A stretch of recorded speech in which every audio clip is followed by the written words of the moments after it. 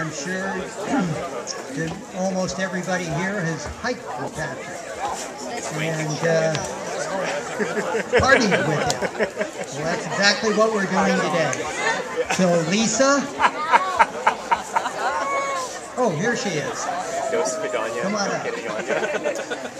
The order is that we're going to have various speakers. The family's going to speak first, and then we'll open it up for other speakers.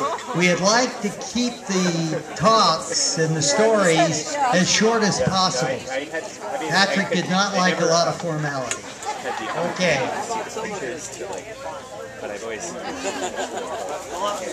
Hi, I'm Lisa, and I am the Stink Machine number 1 of 5. That's what they called us.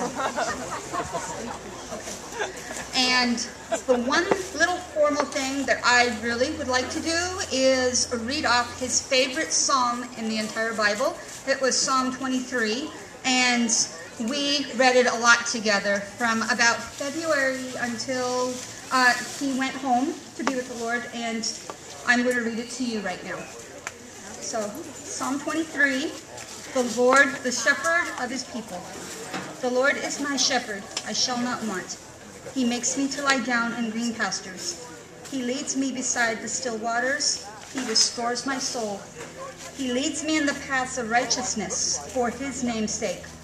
Yea, though I walk through the valley of the shadow of death, I will fear no evil, for you are with me. Your rod and your staff, they comfort me. You prepare a table before me in the presence of my enemies. You anoint my head with oil, my cup runs over.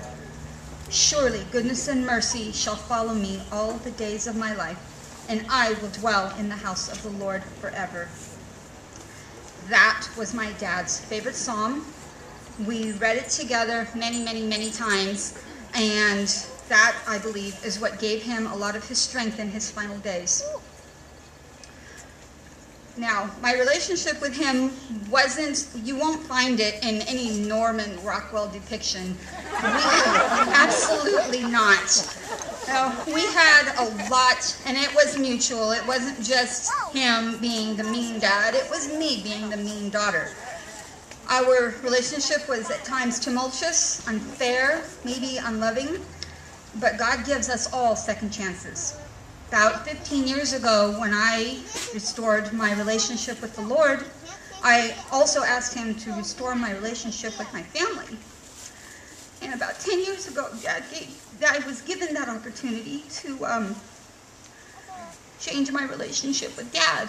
I'm going to cry. I wasn't going to, but anyway, you know, it started off with Christmases and Thanksgivings, and you know, my relationship with Stephen and bringing him down to visit Dad, and you know, it was very slow. But it wasn't until about this last February when Dad, I was on my way down to the hospital to see him, and they said, Mary Ann called and said, this is it. This is really it now, and you need to come down. And I got in the car. I got out of work, and I got in the car, and I drove down, and on the way down, I kept on praying. I said, Lord, you know, give me the words to speak to this man, because this is it. I really need to make an impression on him. And so I just, you know, I didn't know what I was going to do. I didn't know what I was going to do, and I got down there, and Dad says, well, I guess this is it for me. I'm checking out, and I'm going to be drinking clean water out of a Sierra Club cup in heaven. And I looked at him, and I said, well, you know, Dad, I know I'm going to heaven. I'm not quite sure where you think you're going, but I don't know if it's the same place I'm going. And that just came out of my mouth. I wasn't even expecting to say that, but it came out, and he just sat there staring at me. It was about 8 o'clock at night in the hospital, and I went home. They were throwing me out finally, and I went home, and Esther snuck in, of course, and so the next day I come back to church. I come back to the hospital with Jack and Stacy, and we all meet there, and we're talking, and Dad turns around and said, look, I really love you, and I want to be baptized and go to heaven, right where you're going. I want to be baptized in your church. I want to accept Jesus Christ and have what you have. So it was in February, the beginning of February, while Dad was in the hospital, that our relationship just completely opened up. So And he said he was only doing it for me, and part of me said, yeah, I believe it. I absolutely believe it. I'm not sure how far this is going to go, but I realized that in his last days, in his last 2 days, maybe 3 days, he decided it for himself. So I know now, because I didn't have a chance to backpack with him, or I chose not to to have my life with him, as you know, with the Sierra Club and a lot of you people that are here right now.